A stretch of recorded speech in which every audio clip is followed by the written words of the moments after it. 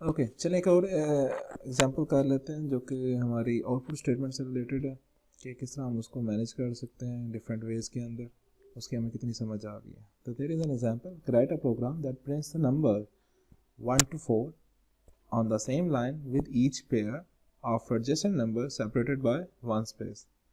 यानी कि हमने नंबर्स को प्रिंट करना है 1 से लेकर 4 तक। लिखना कैसे है कि 1 space 2 space 3 space 4, like this 1 space 2 space 3 space 4। हाँ अभी करना है किस तरह, उसने कहा do this by several ways। A part is using one statement with one string insertion operator। आपको पास एक ही इंसर्जन ऑपरेटर होना चाहिए और एक स्टेटमेंट यूज़ करनी है। बी पार्ट है कि आपने एक स्टेटमेंट यूज़ करनी है और 4 इंसर्जन ऑपरेटर्स यूज़ करने हैं। Okay fine. And C is कि आपने 4 स्टेटमेंट यूज़ करनी है। सारों की आउटपुट एक ही आनी चाहिए। ओके गुड, तो उसको ट्राई करते हैं। तो सबसे पहले जो प्री प्रोसेसर फाइल है उनको लिखना ही लिखना है। तो that will B hash include iOS stream. Fine. Next हमने पढ़ा कि एसटीडी से जान छुड़ानी है, तो आपने एक हेडिंग लगा देनी है using name space STD. Okay, इसके बाद टर्मिनेशन आएगा, इस चीज़ का ध्यान रखना है। Next is int main.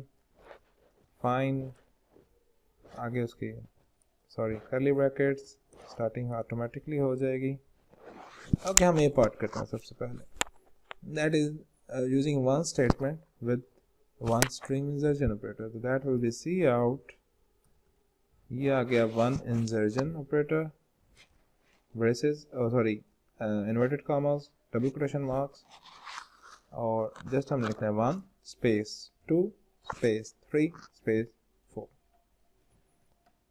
अब ये बात याद रखें, यहाँ पर जो नंबर यूज़ हो रहे हैं 1 2 3 4, ये अब यहाँ पर एज ए न्यूमेरिकल वैल्यूज़ नहीं जा रहा, ये as a character, as a sentence, as a English word जा रहा है, एज ए सिंबल जा रहा है। इस चीज़ का आपने ध्यान रखना है। और चूँकि एक ही आउटपुट है और दैट विल बी टर्मिनेशन, और क्योंकि वेरिएबल नहीं है तो हमें वैंडल लगाने की ज़रूरत नहीं है। और वैसे भी रिक्वायरमेंट क्या है, वन स्ट्रीम इंसर्जन ऑपरेटर। अब आगे हम चलते हैं कि बी पार्ट को भी साथ कर लेते हैं। उसके लिए हम हेडिंग दे देते हैं बी पार्ट, या इट्स फाइन कि हम बी पार्ट को लिख ही दें कि यूजिंग वन स्ट्रीम। तो ये मैं यहाँ पर कॉपी पेस्ट कर रहा हूँ, यूजिंग वन स्टेटमेंट फिर 4 स्ट्रीम इंसर्जन ऑपरेटर। इस तरह ऊपर हम ए पार्ट का भी लिखते हैं तो इट विल बी गुड। ये एक अच्छा आइडिया है ताकि एक ही दफ़ा में सारा चीज़ें क्लियर हो जाए। That will be C out double quotation and this one.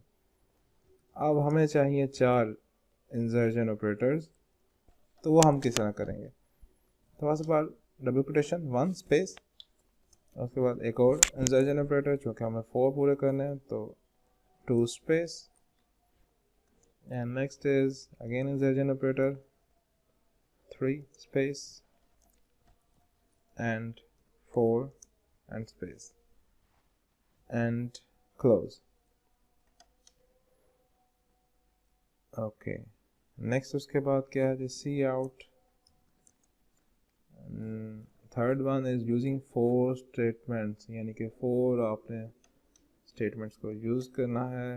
अब ये भी ठीक है, ये भी हमें समझ आती है कि जब 4 स्टेटमेंट्स लगाने तो that will be C out 1 space termination, this is one statement, see out 2 space and insertion, see out 3 space insertion, see out 4 space and finish। अब ये 4 हमारे पास स्टेटमेंट्स आ गए, तो इसे हम सेव करते हैं। This is chapter 2 underscore 2.16, next number 2.17। इसे सेव कर लिया। यहाँ पर एक गलती भी है जो कि कंपाइलिंग एरर तो नहीं होगा, लेकिन हमारे फॉर्मेटिंग एरर में आ जाएगा, यानी कि जो रिज़ल्ट आएगा वो जिस तरह हम चाह रहे हैं कि लाइन बाय लाइन है उस तरह नहीं आएगा। तो अभी आप लोग देखें कि वो कौन सी गलती है, बाद में मैं फिर आप लोगों को बताता हूँ। और यहाँ पर ये जो हमने ये टर्मिनेशन लगाई, ये वाली गलती नहीं है। चलें, ये मैंने आपको बता दिया, एक और गलती है। तो let's compile and run, hopefully we will get the answer, लेकिन इन डिफरेंट स्टाइल। और फिर स्टाइल को हम ठीक भी कर लेंगे। So this was the mistake. ये सारी चीज़ें जो हैं ये एक ही लाइन में प्रिंट हुई हैं। हमें तो चाहिए था पैराग्राफ स्टाइल। तो जो हमने पढ़ा हुआ था कि हर लाइन के बाद वो जो फॉरवर्ड स्लैश एन है वो लगानी ज़रूरी है, that sorry back slash n. तो this one is back slash n. तो ये आंसर आ गया हमारे पास। नेक्स्ट हमें फिर चाहिए तो आप बेशक 4 के बाद भी बैक स्लैश एन लगा दें, कर्सर को नेक्स्ट वो मूव कर देगा।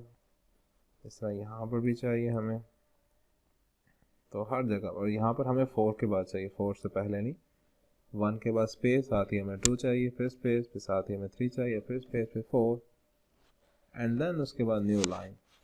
एंड यूजिंग 4 स्टेटमेंट्स के बाद भी आएगा बैक स्लैश एन, और इधर 1 2 3 4 फाइन, ये ठीक ही है।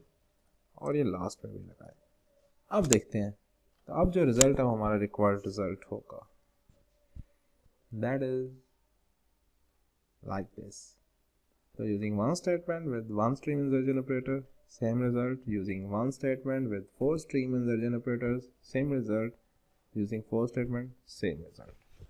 तो होपफुली आपने अंडरस्टैंड कर लिया होगा, क्योंकि बाज़ का जानबूझकर भी गलती की जाती है ताकि हमें समझ आए कि अगर ये चीज़ नहीं होगी तो what will be the mistake, या अगर सारा आंसर जो है वो एक ही लाइन में आ रहा है, दैट मीन हम जो चीज़ भूले हैं that is back slash n, तभी तो लाइंस आगे नेक्स्ट टैब में नहीं जा रही। अब मज़ीद इसमें क्या किया जा सकता है कि ये जो बार बार हमने सी आउट लिखा हुआ है दिस वन, इससे भी जान छुड़ाई जा सकती है कि इसको मिट कर दिया जाए। जैसे दिस इज सी आउट, देखिए यहाँ पर साथ ही आईडी ने क्या कर दिया, लाइंस बना दिया कि भाई ये इसी का हिस्सा है। अगेन सी आउट, इधर से हम फिनिश कर देते हैं, स्पेसेस देके आप उसे बना दें।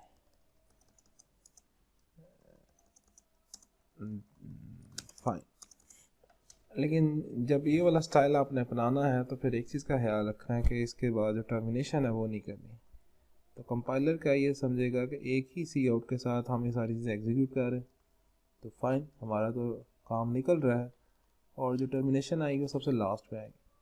तो देखें आईडी ने क्या किया, जो हमारा डेव C++ है, जो कि इंटीग्रेटेड डेवलपमेंट एनवायरनमेंट है, उसे ये लाइन बता दी हमारे समझाने के लिए कि भाई आप सी आउट यूज़ कर रहे हैं, सी आउट जो है इन तमाम लाइन पे अप्लाई हो रहा है।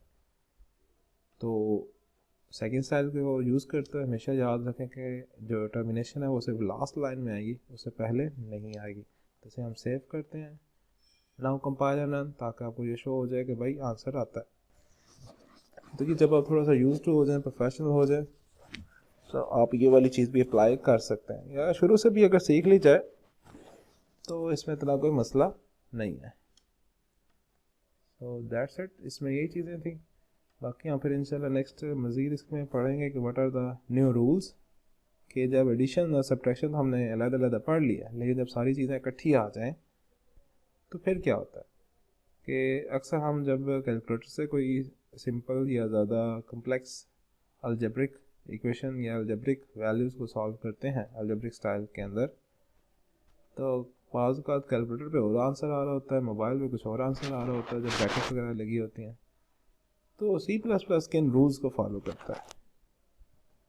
क्या ये वही रूल्स हैं जो आप एलिमेंट्री जब आप मैथमेटिक्स कर रहे होते हैं तो वो आपको बताया जाता है, DMAS rule, division, multiplication, addition and subtraction, या इसके कोई अपने रूल्स हैं? तो ये इंशाल्लाह हम नेक्स्ट लेक्चर में सीखेंगे। अभी के लेक्चर में अगर कुछ चीज़ें नहीं समझ आई या कहीं पर आप कंफ्यूज हो रहे हैं तो काइंडली एक दफ़ा पहले आप लेक्चर को दोबारा सुने, नहीं तो still you have a confusion आप कमेंट्स कर दें। Thank you very much.